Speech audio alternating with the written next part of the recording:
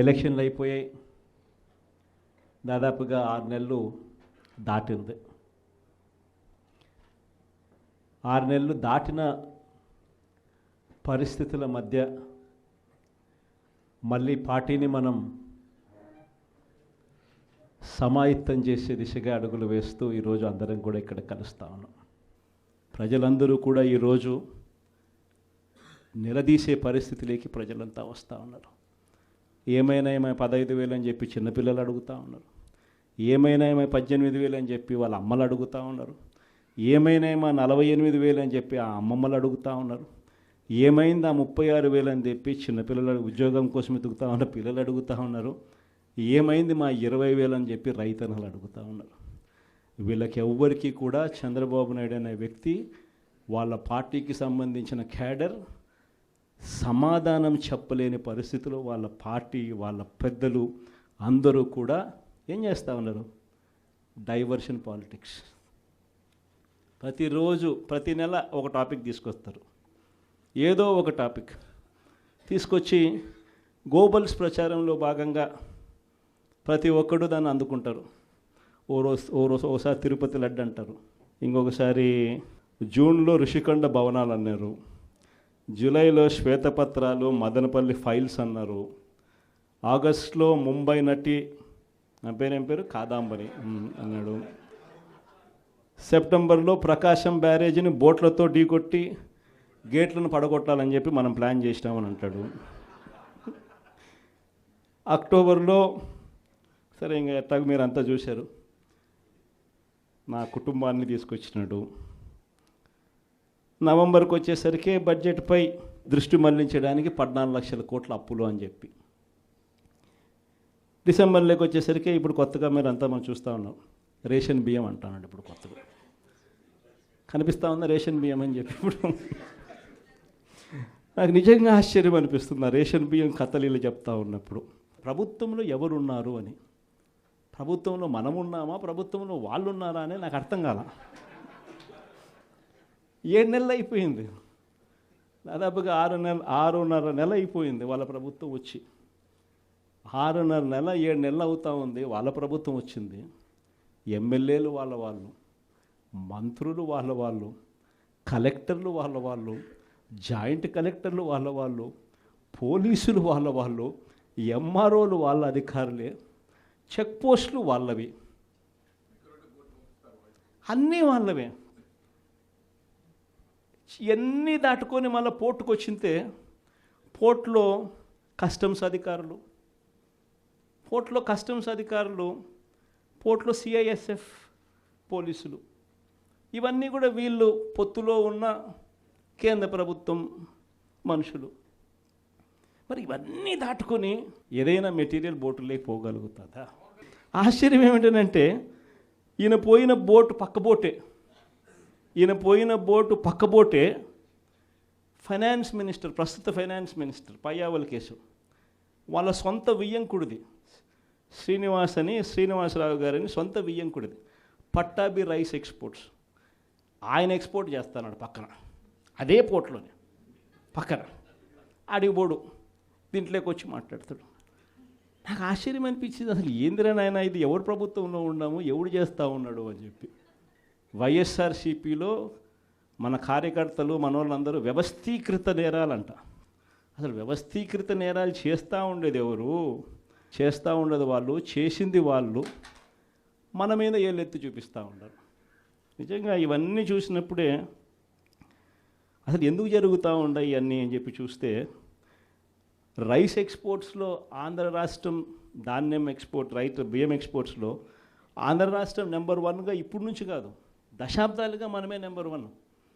తెలంగాణ నుంచి బియ్యం మన దగ్గరికే వస్తుంది, ఆంధ్ర నుంచి రైతులు పండించిన బియ్యాన్ని ఇక్కడ నుంచి ఎక్స్పోర్ట్ చేస్తారు. అది తప్పేం కాదు, ఎప్పటి నుంచో దశాబ్దాలుగా జరుగుతూ ఉంది.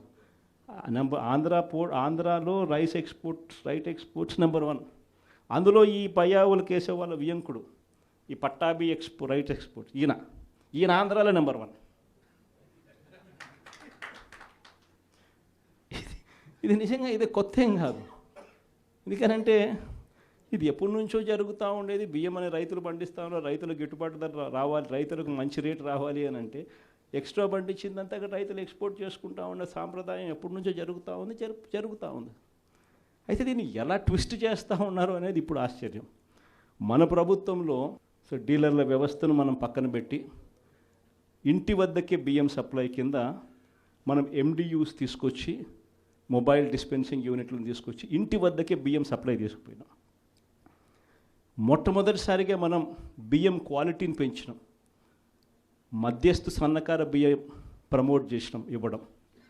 స్వర్ణ బియ్యం మీద తీసుకొచ్చి షార్టెక్స్ చేసి 800 కోట్ల సంవత్సరానికి అదనపుగా ఖర్చు పెట్టి బియ్యంలో నూకల శాతం తగ్గించి షార్టెక్స్ చేసి ప్రజలకు మంచి బియ్యం, తినగలిగిన బియ్యం ఇస్తే వాళ్ళు ఎదురు అమ్ముకునే పరిస్థితి ఉండదు అని చెప్పి దానికి ఫుల్ స్టాప్ పెట్టే కార్యక్రమం చేసింది ఎప్పుడైనా జరిగిందని అంటే అది ఒక్క వైఎస్ఆర్సీపీ ప్రభుత్వ హయాంలోనే జరిగింది. ఈరోజు వీళ్ళు ఏం చేస్తూ ఉంటారు? ఈరోజు ఒక పద్ధతి ప్రకారం ఫస్ట్ ఇంటి వద్దకే బియ్యం ఆపేసినారు.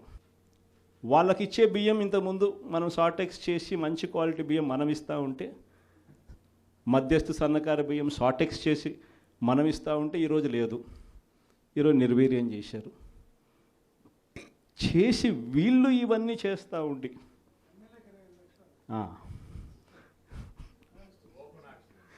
చేసి వీళ్ళు ఇవన్నీ చేస్తూ ఉండి వీళ్ళ వల్ల, వీళ్ళ తప్పిదాల వల్ల ప్రజలకు నాసిరకం బియ్యం సప్లై కావడం వల్ల, ప్రజలకు సరిగ్గా బియ్యం సప్లై చేయకపోవడం వల్ల ఇది రివర్స్.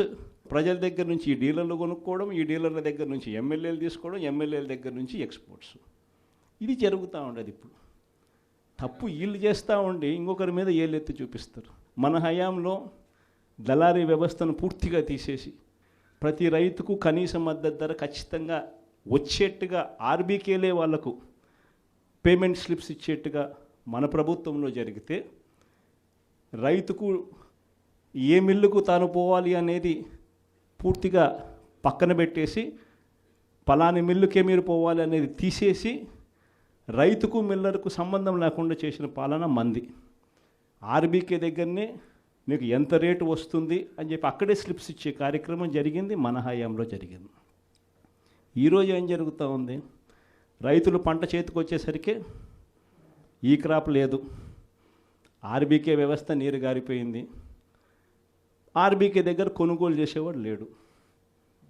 సో రైతులు గత్యంతరం లేక మిల్లర్ల దగ్గరికి పోవడం, మిల్లర్లు 300 రూపాయలు 400 రూపాయలు తక్కువ రేటు కొనుగోలు చేయడం, ఇది ఇప్పుడు జరుగుతూ ఉంది. అన్ని రకాలుగా సర్వనాశనం చేస్తూ ఉన్న ఈ పరిస్థితుల మధ్య, ఈ డైవర్షన్ పాలిటిక్స్ మధ్య ఈరోజు మనం పార్టీ బలోపేతంతో పాటు ప్రజల తరపున మనం నిలబడడానికి ఏ రకమైన ఉద్యమం చేయాలి, ఎలా ఉద్యమాలు చేయాలి అని చెప్పి ఆలోచన చేయడానికి మనం అంతా కూడా ఈరోజు సన్నద్ధమైనాం. ఎందుకంటే ప్రజల తరపున మళ్ళీ పోరాటం చేయాల్సిన సమయం వచ్చింది. ప్రజల తరపున ప్రజలకు దగ్గర కావాల్సిన సమయం వచ్చింది. ప్రజలు ఇబ్బందుల్లో ఉన్నప్పుడు మనం ఉన్నాము అన్న భరోసా ప్రజలకు మనం ఇవ్వాలి. ప్రతి అడుగులోనూ వ్యతిరేకతే. ఒకవైపున చేయాల్సిన ఏ మంచి పని జరగలేదు. సూపర్ 6లు లేవు, సూపర్ 7లు లేవు. మరోవైపున వ్యవస్థలన్నీ పూర్తిగా నీరు గారిపోయాయి. విద్యారంగం కానీ, వైద్య రంగం కానీ, వ్యవసాయ రంగం కానీ, డోర్ డెలివరీ కానీ, గవర్నెన్స్ కానీ. మరోవైపున చూస్తే బాధుడే బాధుడు. కరెంటు బిల్లులు ఈరోజు ముట్టుకుంటే ఈ నెల స్టార్ట్ అయింది. ఇంకా మొదటి డోసే 6,000 కోట్ల రూపాయలకు సంబంధించిన మొదటి డోసు ఈరోజు ఇచ్చినాడు ఈ నెల బిల్లులో. నవంబర్ నెల బిల్లు, డిసెంబర్ నెల బిల్లు, ఏ ఇంటికి వెళ్ళి కరెంటు బిల్లు ఎంత అని చెప్పి తేడా అడిగితే ప్రతి ఇంట్లో కూడా తేడా కనిపిస్తుంది. కనీసం 300 రూపాయలు పైన రేట్లు పెరిగినాయి. అది ఈ నెలే. రేపు నెల మరో 9,000 కోట్లు వేస్తున్నాడు. ఆ 9,000 కోట్ల భారం కూడా రేపు నెల బిల్లులో ఇంకా కనిపిస్తుంది. అంటే కరెంటు బిల్లులు ఇంకా షాక్ కొట్టే పరిస్థితిలోకి కరెంటు బిల్లులు వచ్చేస్తున్నాయి. ఒకవైపున బాధుడే బాధుడు. రోడ్ల మీద ట్యాక్స్ అంట. రోడ్ల మీద ట్యాక్స్ అట.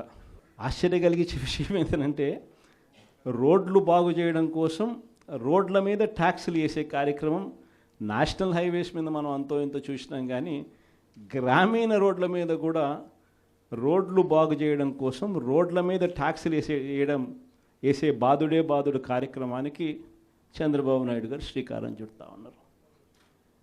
ఆశ్చర్యం నిజంగా ఏమిటంటే ఆయన హయాంలో మన హయాంలో రెండు తేడా చూస్తే రోడ్ల మీద మనం ఖర్చు పెట్టింది 43,000 కోట్ల చిల్లర అయితే ఆయన హయాంలో ఖర్చు పెట్టింది 27,000 కోట్ల చిల్లర మాత్రమే. అక్కడ కూడా మనమే ఇన్ని సంక్షేమ పథకాలు చేస్తూ కూడా అక్కడ కూడా మనమే ఎక్కువ ఖర్చు పెట్టాం. ఈరోజు చంద్రబాబు నాయుడు గారి హయాంలో సంపద సృష్టి అని అంటే దాని అర్థం బాదుడే బాదుడు.